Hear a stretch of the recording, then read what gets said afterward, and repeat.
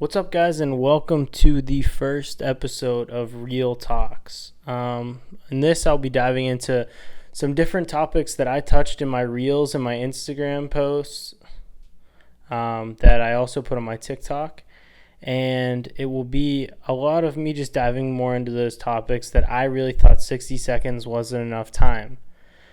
A lot of times, these topics are near and dear to my heart. Some of the more technical ones, I don't necessarily need more than 60 seconds, but especially the business topics, they take more time to explain, especially whenever you're trying to explain your point of view. Because a lot of the times, I'm not saying the only right answer for any of these things. I'm just giving my opinion on what I think is the best way to look at these topics. So when I go through and I pick these, I just think about which ones are near and dear to my heart. So the first one that I really thought jumped out to me was should you work for yourself?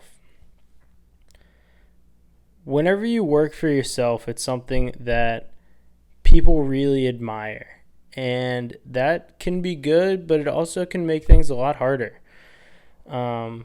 I think working for yourself is a daunting thing, but it looks glamorous from the outside. If you ask any entrepreneur, I bet you they'll tell you it's harder than anything they've done, but it's a whole lot more rewarding. So I thought I would break it down from the beginning. A lot of you know my story, but I pretty much knew since I was a junior in high school that I wanted to do photography. I originally actually thought I wanted to do photo, and the photos just started because I took photography first. I took that before I took my video class. So I kind of identified as a photographer more than a filmmaker. And I'm not going to sit here and say that the second I picked up a camera, I thought I found my passion and I found exactly what I wanted to do for the rest of my life. But it just felt different than a lot of other things. For a while, I actually thought I wanted to go into like the maths and the sciences. And that was a weird thing because I only wanted that because I got pretty good grades, and people told me that since I was good at math, I should do just that. And I guess I just went with what everyone else was telling me until I found this interest and kind of felt it out a little bit more. And that brings me to a point where you sometimes feel like you need the validation from everybody else whenever you are starting your own business or working for yourself. But I'm talking from my perspective. There's a lot of stories out there that I'm sure a lot of you guys have heard, but I'm not necessarily going to sit here and talk about other people's stories. Whenever you look for that validation, you probably won't find it many places in the beginning, but you will find it from those relationships close to you, especially those good friends. I know a lot of people who I've seen take leaps, or I've seen wanting to take leaps in their personal life. They really struggle whenever they don't have the validation of their parents.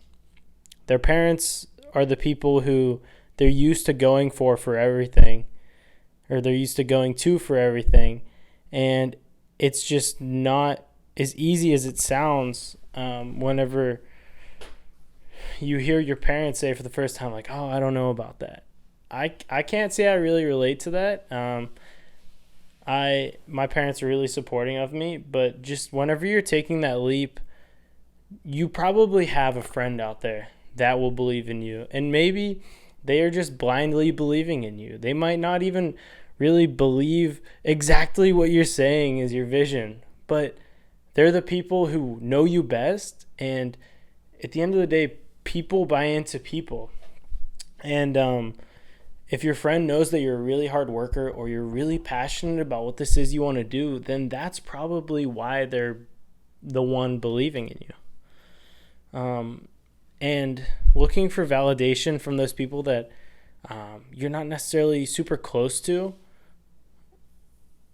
you don't have to seek for that. It sounds a lot easier said than done, but you just need to make sure that it's those relationships that you really value that you're looking for this validation in. You don't need your next door neighbor's daughter's opinion. You don't need your coach from middle school's opinion on what you want to do, because they might not be able to relate to it. And at the same time, they might have wanted to do this before, but they didn't do it, so they're trying to bring you down. And that's a weird thing, them trying to bring you down. Just know that if you have this vision, then go do it. But that brings me to my next point of, do you have a good idea, or are you good at this thing that you want to do? This is something that a lot of people don't talk about, but at the end of the day, you actually need to be good at what you're trying to do. And in my space, photography, if you want to be a photographer but you don't have an eye, I'm not going to sit here and discourage you and tell you not to do it, but you probably wouldn't be watching this video if you didn't actually have an eye or the passion to do it. And in other spaces too, like if you have an idea to start a business, a company, and there's not a market for it, I'm not going to say don't do it, but you have to be ready for maybe a longer time before you have success, because people might not completely buy into it. That's a weird thing, because you might have this idea, but it might already be out there. Or you might really want to do something, but you need to put in more hours before you really take that leap and start working for yourself. If you're a photographer and you just started getting into it and you get a cool opportunity to work for a smaller company, I know there's a lot of different agencies out there offering internships where you could learn a lot. There's a lot of different agencies offering just these different positions so that you can get your foot in the door and really start to learn how to use a camera and get to create for a purpose for the first time. That brings me to the next point of, if you are good at it, there's nothing better than being your own boss. And I truly mean that whenever I say that. It's the most freeing thing that you could possibly have. So many people wake up every day and they hate their jobs. You have the opportunity to not be that way. You might not make $1 million your first year. You might not even make $1 million ever. You might not make $100,000 ever. But if you love what you do, trust me, you will be so much happier than most people when you wake up in the morning. Being your own boss allows you to do a lot of different things. It allows you to really do what you want to do.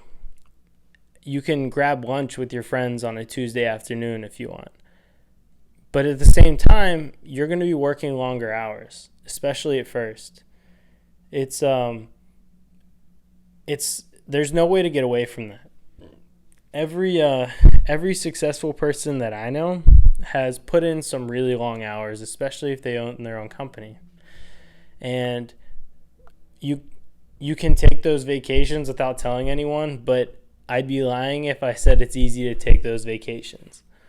For me, I'm totally self-employed. I do freelance, and it's just me. I am my only team member.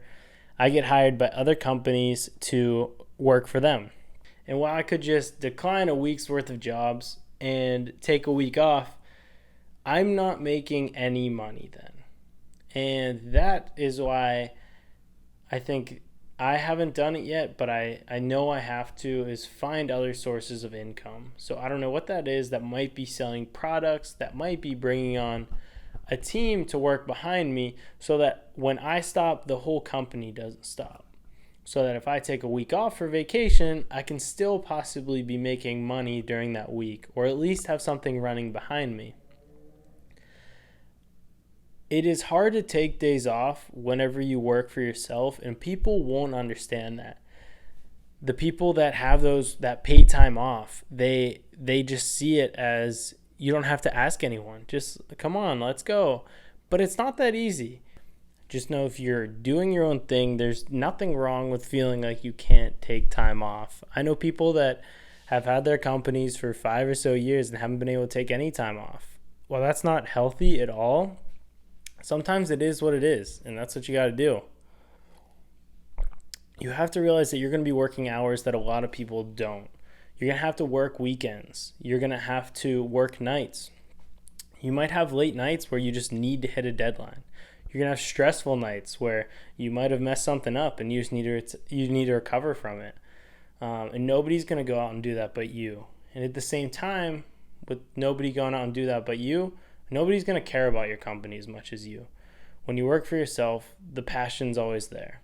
There's nothing more fulfilling.